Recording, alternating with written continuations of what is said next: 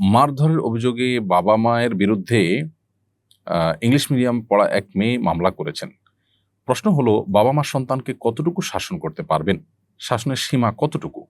বাবা-মা কি, কি বিষয়ে শাসন করার অধিকার রাখেন? বাবা-মা শাসন করলে সন্তানের করণীয় কি? আমি ২ সন্তানের পিতা। সন্তান লালন পালনের বিষয়ে আমাকে দিক নির্দেশনা দিবেন অনুগ্রহ করে। মাশাআল্লাহ, চমৎকার অনেকগুলো প্রশ্ন এখানে চলে এসেছে এবং এই ঘটনা আমারও চোখে পড়েছে। অন্য ১০ জনের মতো আমি বিচলিত হয়েছি এবং ব্যথিত হয়েছি। আমরা কোথায় যাচ্ছি? পশ্চিমা সভ্যতার কালো থাবা আমাদের সমাজকে দিন দিন গ্রাস করছে এবং আমাদেরকে ধ্বংসের দ্বারপ্রান্তে নিয়ে যাচ্ছে। সন্তান তার বাবা মা বিরুদ্ধে নালিশ করেছে শুধু শাসন করার অজুহাতে। সন্তান ফিজিক্যালি কোনো টর্চার্ড হয়েছে, সে বড় ধরনের কোনো ক্ষতিগ্রস্ত হয়েছে, এমন কোনো কিছু দেখা গেল না। অন্তত যেই সংবাদ সম্মেলন বা সাংবাদিকদের সামনে তার যে কথোপকথন, সেখান থেকে সেরকম কিছু আমি যেটুকু শুনেছি তাতে বোঝা যায়নি। অবশ্য বিস্তারিত কথা শুনলে আরো হয়তো ডিটেইল জানা যাবে। তারপরও সন্তান হয়ে বাবা মার শাসনের বিরুদ্ধে অবস্থান গ্রহণ করা, এই ঘটনা আমাদেরকে স্মরণ করিয়ে দেয় আরেক ইংলিশ মিডিয়ামের শিক্ষার্থী ঐশীর ব্যাপারে। ইংলিশ মিডিয়াম শিক্ষা প্রতিষ্ঠানগুলোতে মোরাল দিকগুলো এটা এতটাই দুর্বল হয় যে বেশিরভাগ, আমি সবগুলো কথা বলছি না, অনেক ইংলিশ মিডিয়াম স্কুল আছে যেগুলোতে মোরাল দিকগুলোকে বেশ গুরুত্বের সাথে তারা পরিপালন করার চেষ্টা করেন। বাকি বেশিরভাগ শিক্ষা প্রতিষ্ঠানগুলো, অবশ্য ইংলিশ মিডিয়াম শুধু কেন বলছি, অন্য জেনারেল শিক্ষা প্রতিষ্ঠানগুলোতেও আজকাল নীতি নৈতিকতার দিকগুলো এবং ধর্মীয় শিক্ষা এটার ঘাটতির ফলশ্রুতিতে আমাদের নৈতিক অবক্ষয় চরমে পৌঁছেছে। আমরা পশ্চিমাদের অন্ধ অনুসরণ করতে করতে করতে তাদের ধ্বংসের গহ্বরে আমরাও নিমজ্জিত হয়ে যাচ্ছি। তাদের পরিবার ব্যবস্থাপনা ভেঙে পড়েছে। বাবা মা সন্তান সন্ততি কারোর মধ্যে সেরকম বোঝাপড়া, সেরকম বন্ডিং নেই যেটা আমাদের সমাজে আছে।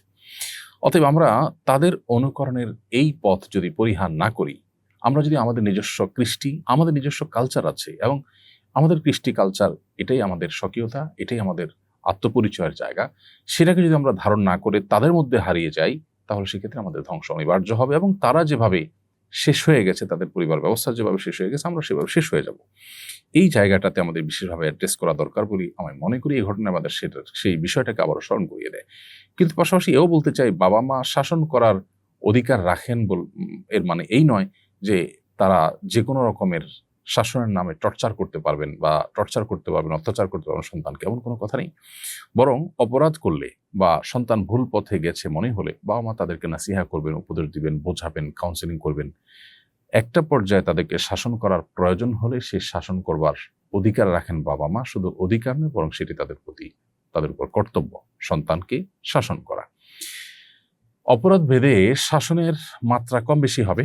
সেটি কখনো মৃদু বকাঝকার মধ্যে সীমাবদ্ধ থাকতে পারে, মৃদু তিরস্কারের মধ্যে সীমাবদ্ধ থাকতে পারে, কখনো কখনো সেটি প্রহার পর্যন্ত গড়াতে পারে। ইসলাম শরিয়া দৃষ্টিকোণ থেকে সেটিও অনুমোদিত। তবে সে প্রহার সন্তানকে ব্যথা দেওয়া বা সন্তানকে অত্যাচার করবার উদ্দেশ্য হবে না, সেটি হবে নিছকই তাকে শাসন করবার জন্য।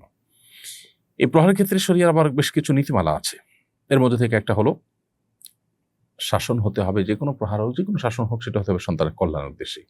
বাবা মা ক্ষুব্ধ হয়ে, রাগান্বিত হয়ে তাদের ক্ষোভকে চরিতার্থ করবার জন্য যদি সন্তানকে শাসন করেন, তাদের গায়ে হাত তোলেন, সেটা জুলুমের পর্যায়ে যাবে এবং আল্লাহর কাছে তার জন্য জবাবদিহি করা লাগতে পারে তাদের। এমনভাবে শাসন করা যাবে না যার ফলে চামড়ায় কোনো দাগ পড়ে যায়, রক্ত বের হয়, আঘাতপ্রাপ্ত হয়ে চরম অবস্থা তৈরি হয়। এরকম কোনো প্রহারের অনুমোদন ইসলাম দেয় না। জাস্ট এটা সন্তানকে ভয় দেখার জন্য, সতর্ক করবার জন্য করতে ইসলাম বলেছে। এছাড়া চেহারা এবং স্পর্শকাতর জায়গায় কোনো আঘাত করা কারোর জন্য ইসলাম অনুমোদন করেনি। অথবা এই মূলনীতিগুলো মাথায় রেখে আপনি আপনার সন্তানকে শাসন করতে পারবেন। পশ্চিমা সভ্যতা বলে না, কোনো শাসন করা যাবে না, বাচ্চাকে কিচ্ছু বলা যাবে না। এই বস্তা পচা সস্তা চিন্তাধারা তাদেরকে কোথায় নিয়ে পৌঁছেছে সেটা আমরা জানি। হ্যাঁ, তারা জাগতিক অনেক ক্ষেত্রে যথেষ্ট অগ্রসর হয়েছে, কিন্তু তাদের পরিবার ব্যবস্থাপনা আজ মুখ থুবড়ে পড়ে গেছে। এটি আমাদের অস্বীকার করবার কোনো সুযোগ নেই। পক্ষান্তরে আমরা আমাদের গ্রাম বাংলায় আজ থেকে 1-2-3 দশক আগেও যে চিত্র দেখেছি, বা এখনো অনেক জায়গায় যে সমস্ত চিত্র আছে, বাবা মার চোখ রাঙানিতে সন্তান শাসিত হয়, সেই শাসনে সন্তান সুপথে ফিরে আসে। বাবা মার যে শাসন করতে গিয়ে গায়ে হাত তোলা, সন্তান সুলভ যে প্রহার, সে প্রহার অনেক সন্তান সারা জীবন স্মরণ করেন এবং সেই প্রহারই সন্তানকে মানুষ মতো মানুষ হতে সাহায্য করে। পশ্চিমাদের মতো স্বেচ্ছাচারী মনোভাবের সমাজ যদি আমরা বিনির্মাণ করি, তাহলে সেক্ষেত্রে বাবা মা কেন কেউই সন্তানদেরকে যা খুশি তা করতে বাধা দিবে না, এবং সেটার ফলশ্রুতিতে তারা বৈষয়িক উন্নতি হয়তো করতে পারে, কিন্তু তাদের চারিত্রিক অধঃপতন নিশ্চিত। অতএব এই জায়গাটাতে আমাদের খুব ভালো করে রপ্ত করা দরকার যে ইসলাম আমাদেরকে যে নীতিমালা দিয়েছে, এটা আল্লাহ এবং তার রাসূলের পক্ষ থেকে দেওয়া নীতিমালা। এটা মানুষের বানানো বিবেক প্রসূত করে নীতিমালা নয়। অতএব এই ইসলামী শরিয়ার মধ্যেই আমাদের কল্যাণ রয়েছে, নিহিত আছে। আজও অনেক বড় বড় পদে অধিষ্ঠিত সরকারি বেসরকারি বিভিন্ন পর্যায়ের কর্মকর্তা, ব্যবসায়ীরা আছেন যারা ছোটবেলায় অনেক শাসনের মুখোমুখি হয়েছেন বাবা মার। তাদের কেউ কিন্তু তার জন্য কোনো দুঃখবোধের কথা তারা বলবেন না। অতএব আমরা যদি ঐশীর মতো সন্তান না চাই, আমরা যদি সন্তানের জন্য বাবা মার চোখের পানি পড়ার মতো বেদনাদায়ক অধ্যায় না চাই, তাহলে আমাদেরকে ইসলামী শাসনার্থে ইসলামী শাসন, ইসলামী বিচার বিশ্লেষণ, ইসলামী বিধিবিধানের পথে আমাদেরকে ফিরে আসতে হবে। আমাদের সন্তানদেরকে ধর্মীয় এবং নৈতিক মূল্যবোধ তাদের মধ্যে জাগ্রত করবার চেষ্টা করতে হবে। সন্তানকে যদি সুশিক্ষা দেওয়া হয়, দ্বীনি শিক্ষা, ধর্মীয় শিক্ষা দেওয়া হয়, সে সন্তান বাবা মার বিরুদ্ধে এভাবে অভিযোগ করতে যাবে না, যাওয়ার কথা নয়।